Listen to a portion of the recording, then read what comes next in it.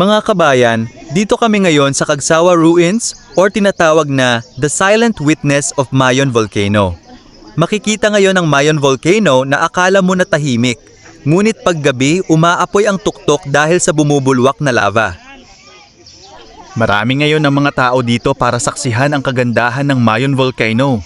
Marami nag-aabang na mawala ang ulap na tumatakip sa kanyang tuktok para makita ang buong view ng bulkan.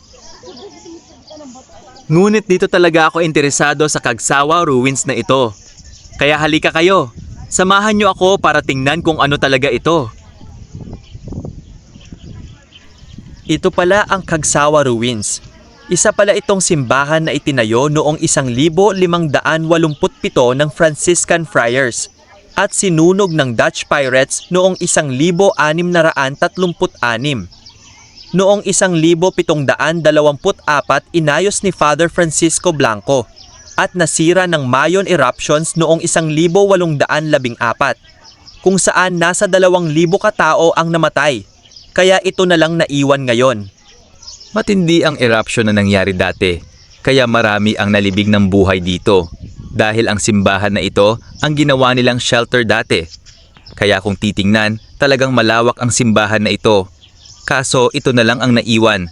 Siguro kung huhukayin ito, makikita pa ang parte ng simbahan. Kung basehan ang maliit na tower niya, ito ay parte ng taas ng simbahan. Kaya ang kalahati ng simbahan nakabaon sa lupa. Kahit bandang itaas ito ng simbahan, talagang makikita mo na sobrang lawak niya. Sayang nga lang kung hindi ito nasira ng bulkan.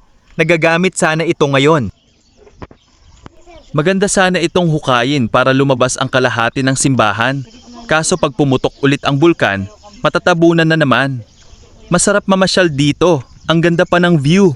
Marami ang namamasyal, kaya parang fiesta lang. Maganda dito, malilim, kaya hindi mainit. Tapos malakas ang simoy ng hangin na malamig, kaya sarap mag-relax dito. May mga halaman na dito, baka tinanim na nila. Yan pa yung mga parte ng simbahan na naiwan. Tinamad na siguro ang mga Kastila na ayusin ito dahil nasisira lang naman pag pumutok ang bulkan.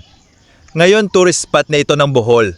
Marami ang pumupunta dito dahil nandito din ang mga ATV rides. May bintana pa. Parte siguro ng tower ng simbahan. Ang kakapal pala ng pader ng simbahan na ito. Kaya pala matibay.